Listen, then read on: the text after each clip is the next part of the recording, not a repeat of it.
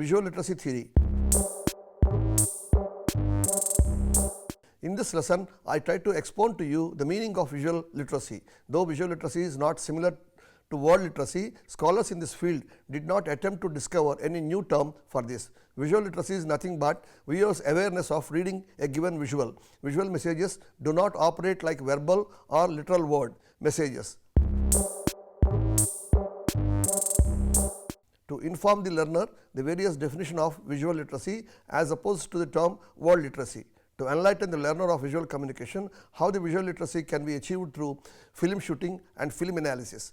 To make the student aware of role of editing and spatial intelligence in the film making. To enrich the knowledge of the student through visual literacy and power of images.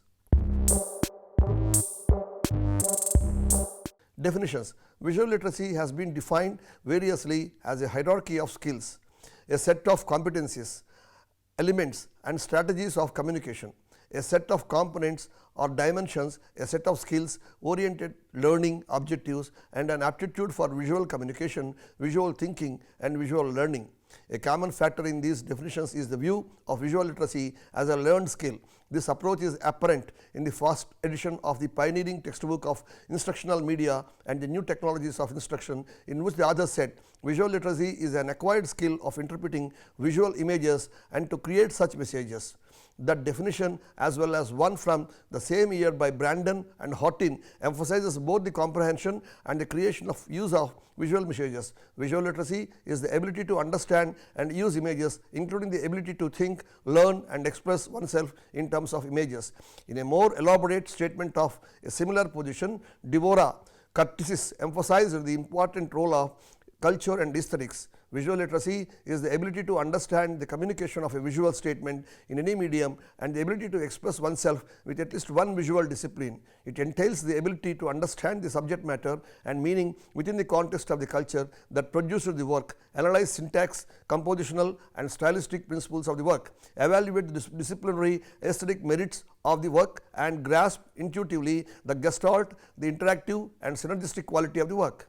In all of these approaches, then visual literacy is defined in terms of two constant components. First, the ability to understand the visual images, and second, the ability to create or use images as means of expression and communication. The distinctions parallel to read and write characteristics of print literacy. But on another level, there is more to visual literacy than the comprehension and articulation of visual meaning. In terms of broad educational goals, visual literacy can be seen as promoting greater experience in the workings of visual media coupled with a heightened conscious awareness of those workings. Seals equated this critical viewing competency to the larger meaning of literacy. A literate person today is an educated person, a person who has learned the fundamentals needed to function as a responsible citizen. This critical thinking dimension of visual literacy was described eloquently by Paul Lester, who poses the challenge student readers of visual communication textbook. If you learn to analyze visual messages in terms of your personal reaction, their historical context, how they are made, the moral responsibilities of the producer and their impact on society, you will be able to create and use memorable pictures. As these comments and definitions suggest, there are a number of reasons for the considerable concern over visual literacy that has been evident in both scholarly and more popular writing in recent years. One source of concern is the notion that in a world in which picture-based media are playing an increasingly prominent role, it may be incumbent on the system of formal education to pay more attention to students' abilities to both comprehend and create messages for this media. A related motivation for the advocacy of visual literacy has to do with the aesthetic appreciation of the images and stems from the assumption a conscious understanding of the conventions of any medium enhances one's capacity for the appreciation of artistry.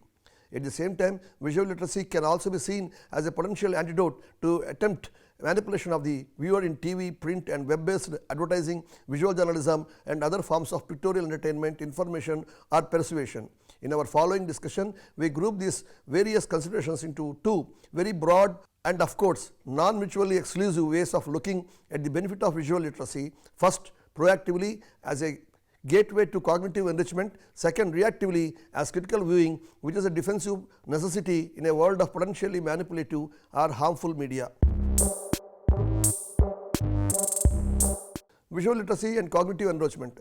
Learning to communicate visually involves a unique set of mental skills that are important not only in themselves but also are stimuli of more general cognitive growth, referred to as visualization. This ability to construct a mental image and manipulate it is a basic skill for graphic designers and artists as well as photographers and filmmakers. Nowhere in this more apparent than in situations in which students or anyone else for that matter encounter the intricacies of actual creative work in visual media. Thinking in pictures. One of the most important things that novice visual artists need to learn is to go beyond the literal content of images. The meaning of an image is not just a matter of the people or places that appear in it or the action that it depicts. How those people or places and actions are portrayed in a close-up or long shot, in balanced or asymmetrical compositions, in high key or low key lighting, and so on are essential ingredients of the creation of visual meaning. To learn to think in pictures is to learn how to use these ingredients effectively as elements of one's overall message. Among inexperienced film or video makers, there is a very strong tendency to compose every image as if it were a snapshot. If there is a single person in the image, he or she is framed dead center. If there are two people, they are framed symmetrically and at equal distances from the viewer. It could be argued that this type of composition is based on the way in which people tend to orient themselves towards each other in real life. However, as a quick glance at almost any professionally produced movie or TV show will demonstrate this is not the way most images are framed by professional directors and cinematographers. From scene to short sequence. To anyone who has grown up with television, that is to almost all people in almost all parts of today's world, nothing could appear more natural than the division of scenes into shots. Indeed, there is some intriguing evidence that the ability to make sense of short sequences may come naturally even to inexperienced movie viewer. It fits in with the arguments of writers who believe that short sequences in movies may mimic the succession of visual impressions that our eyes focus on as they look back and forth among the objects of the real world. With these points in mind, we might expect that inexperienced movie makers would have a natural inclination to break scenes down into shots. However, judging from some of the student projects, it would appear that the ability to organize a shoot in terms of shifting views and partial actions cannot be taken for granted. More often than not, these novice media creators exhibited a tendency to plan and shoot each action as a continuous, unbroken scene. This tendency was reflected in the shot lists that many of them use to pre-visualize their shots. It is tempting to draw a parallel between the style of movie making and the stylistic conventions of early cinema. Narrative filmmakers began to use editing to assemble one scene after another within 2 or 3 years of birth of the medium in the late 19th century. However, it was not until several years later that the directors went beyond that, subdividing scenes into shots. Indeed, the ability to visualize scenes in terms of close-ups, reverse angle shots and like is commonly considered one of the major achievements in the history of cinema. D.W. Griffith, who is enormously credited by himself and often by subsequent writers with having invented the language of narrative editing, liked to boast about what his momentous intellectual leap had been involved, cutting to a closer view in the middle of the scene. Although the first film to employ this device was shot several years before Griffith began to make movies, it does seem to be true that the ability to parse continuous actions into sequences of partial view is a genuine creative achievement, in short an important step in the acquisition of visual literacy. Editing and spatial intelligence. Although the acquisition of visual vocabulary is valuable in and of itself, it is worth noting that the intellectual benefits of visual education often extend beyond the realm of visual media as such. As students become more fluent in creating, framing and combining images, they also develop certain broader mental aptitudes that these activities bring into play. This connection between visual creativity and general cognition has been explored in the well-known work of Howard Gardner, who has used the term spatial intelligence as an encompassing label for these kinds of mental skills that are cultivated by working in visual media. Spatial intelligence is the process of forming mental representations of the three-dimensional reality as a basis for understanding one's environment and interacting with it effectively. It is a type of intelligence that is crucial for success in professions such as architecture or carpentry, but is also a vital ingredient of any person's everyday physical activities. Spatial intelligence also happens to be a vital ingredient in the perception of visual images as well as their creation.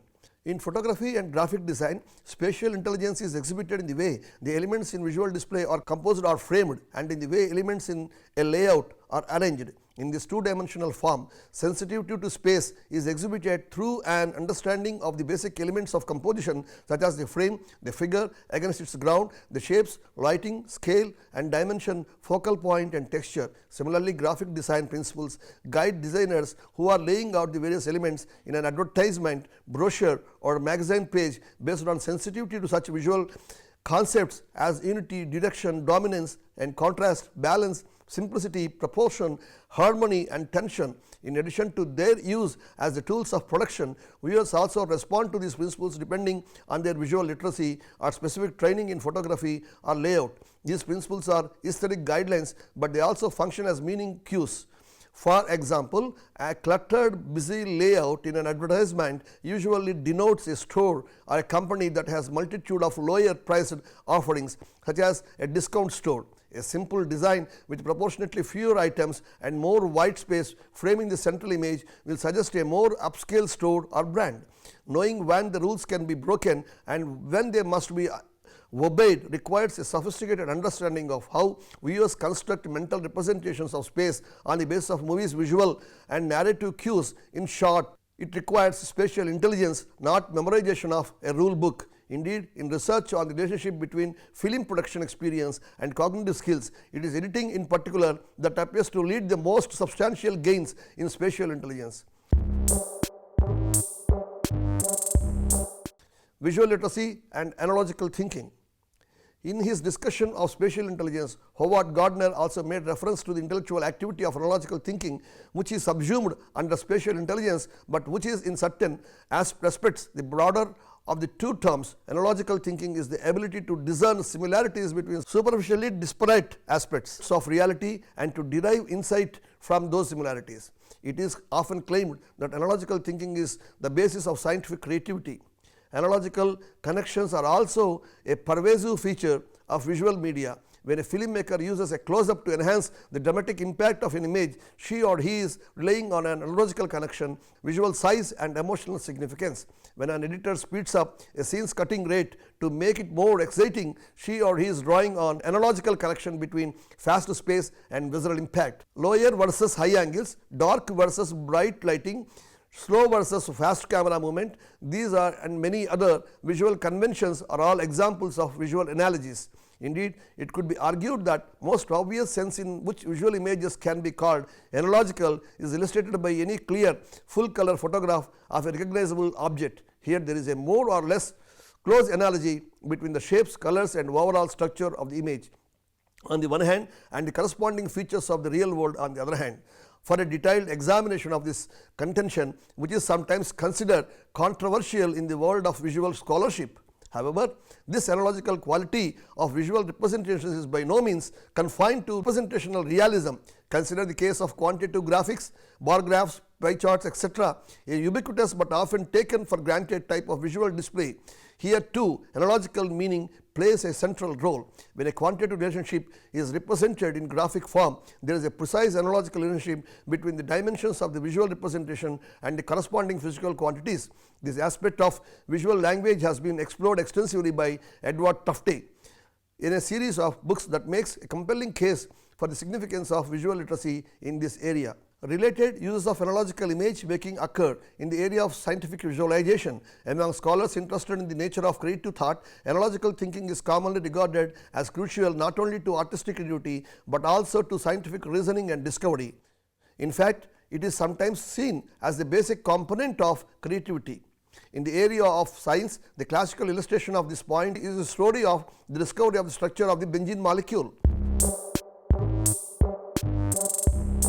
Visual analogies in editing. As far as the more artistic uses of visual analogy are concerned, a practice that is of particular interest in the present context is the creation of what might be called visual simile or metaphor in editing. This kind of editing has a long history dating back at least as far the films of Sergei Eisenstein and other directors working in the early years of Soviet cinema. One of the best known examples from Eisenstein's films occur in a scene from Strike, in which striking workers are massacred by government troops. At the climax of the massacre, Eisenstein edits into the scene a number of shots of animals being butchered in a slaughterhouse. This cross-cutting between the two sets of images can be seen as the equivalent of a simile. It explicitly juxtaposes two events and implies an analogical connection between them. For several years, this kind of device was also popular in Hollywood, where Charlie Chaplin's notorious comparison between factory workers and sheep was one of the main imitations of Soviet-style editing. Eventually, those just oppositions became a reality in fictional movies.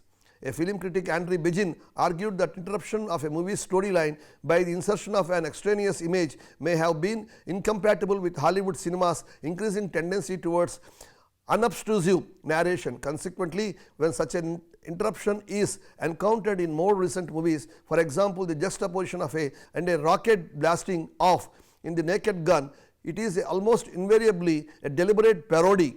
Whereas editing that is based only on analogy without a narrative component is now quite rare in the mainstream fiction, film and television. It is much more frequent in music videos and especially in advertising. For example, automotive advertisers have featured their products in association with the Lions, a Toyota, and emphasizing power and dominance over the competition, ice skaters and Oldsmobile and emphasizing smooth performance and elegant styling, jet airplanes, the Dodge ad emphasizing speed and power, Eagles, a General Motors and emphasizing speed and ease of travel, and Tigers appearing in ads for Exxon gasoline. In all of these ways, then creative engagement with visual media entails the development of a set of mental skills that find expression in the myriad conventions of visual communication, conventions of pictorial composition, camera placement, editing, rhythm, montage and the like. Furthermore, as we have seen, there are intriguing areas of overlap between these visual media skills and the operations of scientific creativity. Becoming a visual literate person involves the acquisition of such skills and the broader cognitive enhancement that flows from exercising them. However, as we noted in the introduction of this chapter, visual literacy can also be viewed from a more critical perspective, a tool for effectively encountering the moral or political challenges posed by contemporary mass media. Visual literacy and critical viewing. A critical viewer should be able to analyze the rhetorical aims of visual message and in particular see through visual falsehood, faked or staged or manipulated images that are passed off as authentic representations.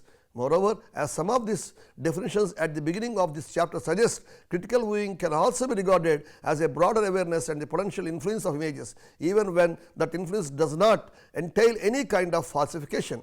What can visual literacy contribute to these two aspects of critical viewing?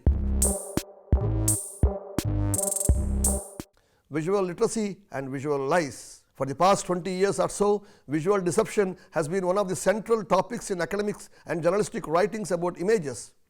To a great extent, this literature is response large-scale adoption of digital imaging technology by the media industry. The digital manipulation of photographs first became public issue in 1982. In the well-known case of National Geographic cover photograph that was decomposed by computer because the original composition was too wide to fit the magazine's cover. Since then, the digital creation and the alteration of images have become major preoccupations of visual scholars and critics.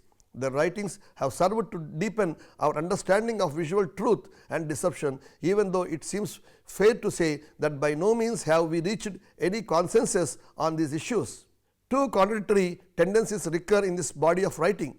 On the one side are those writers who worry that digital manipulation can be used to mislead or to lie.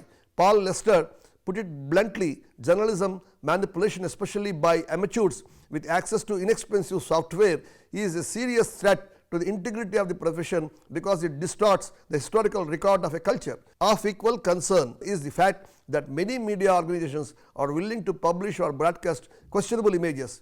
As an example of this latter point, Lester cites the TV Guide cover in which Oprah Winfrey's head was superimposed without acknowledgement on a photograph of Anne Margaret.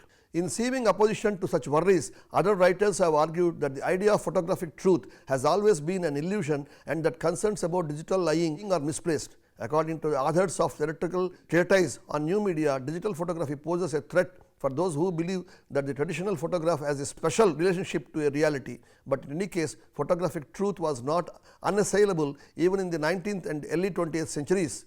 Along somewhat similar lines, a recent textbook discusses the myth of photographic truth and refers to a time when still photography was regarded as a more objective practice than, say, painting or drawing. By implication, the authors appear to be distancing themselves from such beliefs. These two positions point to two different ways in which visual literacy could potentially contribute to a critical perspective on digital manipulation. On the one hand, it could help a viewer discern he or she is always being lied to. In principle, the latter point may seem to be the more penetrating stimulus to critical viewing, and visual scholars commonly treat this point as one of their major contributions to public enlightenment about the nature of visual communication. In practice, however, we might want to question just how unenlightened the public is to begin with. How many people really do believe in the myth of photographic truth? How much of need is there for visual education aimed at countering this myth? The study of visual literacy touches many disciplines from communication to psychology, education, aesthetics and cultural studies, among others. Learning and the various theories of learning certainly provide a foundation for any investigation in this area. A central question has to do with how people learn from visual images and how they understand what they see, but the understanding is more than simply perception, and current scholarship in the area of visual literacy recognizes the impact that images can have on attitudes and emotions as well as knowledge. Understanding a visual image occurs on two levels. On a more functional level, understanding involves applying a constellation of basic perceptual principles to the acquisition of meaning from what we see, whether it be a sign, an image or a graphic representation. On a different, perhaps higher level, understanding involves deconstructing the intended meaning in terms of techniques used by the producer of the image to stimulate or manipulate certain responses. The latter type of understanding corresponds to critical viewing. In addition to exploring the process of understanding images, the study of visual also focuses on the production of visual meaning through various forms and media visualization. The ability to construct a mental image and manipulate it is basic to the production or creative dimension of visual literacy. So, parallel to understanding visual images is the development of the ability to create messages that are communicated visually. In other words, understanding how images work feeds into the process of creating them. By analogy to reading and writing, both aspects of visual literacy, the production as well as the conception of meaning presented through images, are important to visual literacy scholars.